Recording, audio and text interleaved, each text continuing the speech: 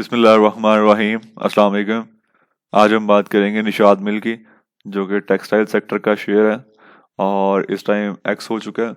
और एक्स इसने 4 रुपये का डिविडेंड दिया है और एक्स होने के बाद इस टाइम 63 रुपये 33 पैसे पर इसकी मौजूदा कीमत है।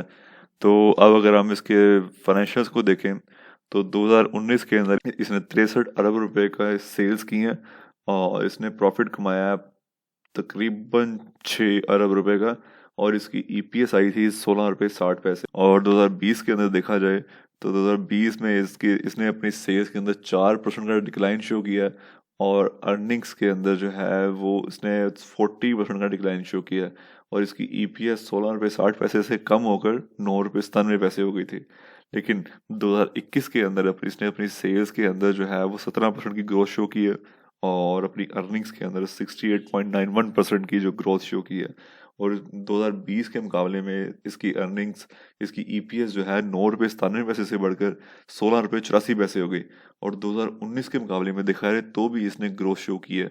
और 2020 के मुकाबले में इसने अपनी जो 2020 के मुकाबले में इसने अपनी जो डिक्लाइन था उसको ना सिर्फ उसने रिकवर किया है बल्कि 2019 के मुकाबले में इसने नॉमिनल सी ग्रोथ शो की है, तकरीबन 0.14 पैसा की।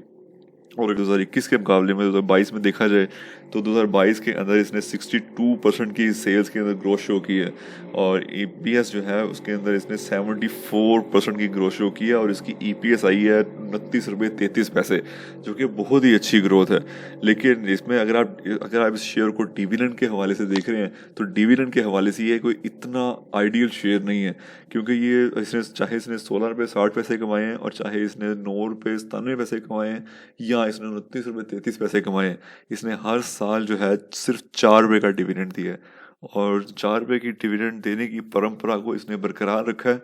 लेकिन एक चीज़ ये है कि ये शेयर काफ़ी ज़्यादा स्ट्रॉन्ग है और मज़ीद स्ट्रॉन्ग से स्ट्रॉन्ग होता जा रहा है। ना सिर्फ ये अपनी मैन्युफैक्चरिंग को एफिशिएंट कर रहा है बल्कि ये मज़ीद जगहों पर इन्वेस्टमेंट्स भी कर रहा है। जैसे कि निशात मिल जो है वो होंडाई मोटर के अंदर जो है इन्वेस्टमेंट कर चुका है और इसी तरह पाकचिन और एलपीएल के अंदर जो है निशात मिल ने इरादा रखता है कि उसके शेयर्स जो हैं वो स्टॉक मार्केट के अंदर खरीदेगा। और मेरा ख्याल है कि तकरीबन 2.5 करोड़ शेयर्स पाकजिन के और 1 करोड़ 20 लाख शेयर्स जो हैं वो एलपीएल के खरीदने का इरादा रखता है निशात मिल, जो कि दोनों ही बड़ी अच्छी और प्रॉफिट देने वाली कंपनीज हैं और जो कि मज़ीद निशात मिल के प्रॉफिट के अंदर इजाफा करेंगी।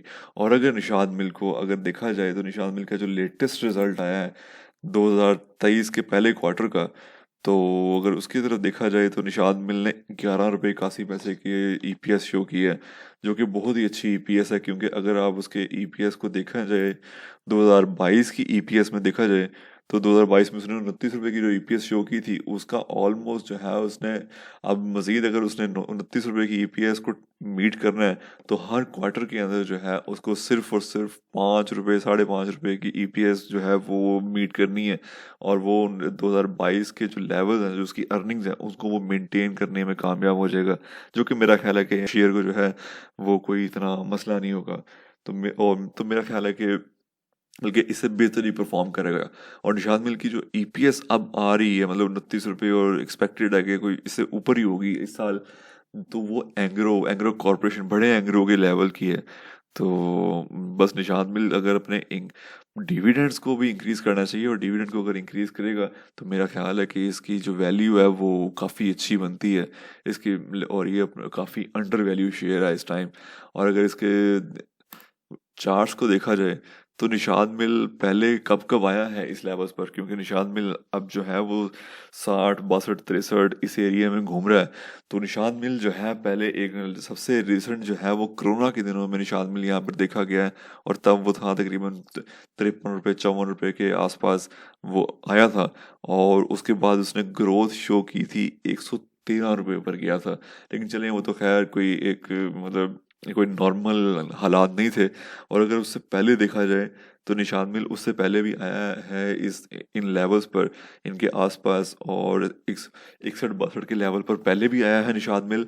और निशात मिल ने 61 62 के लेवल से जो ग्रोथ शो की है वो 117 रुपये है।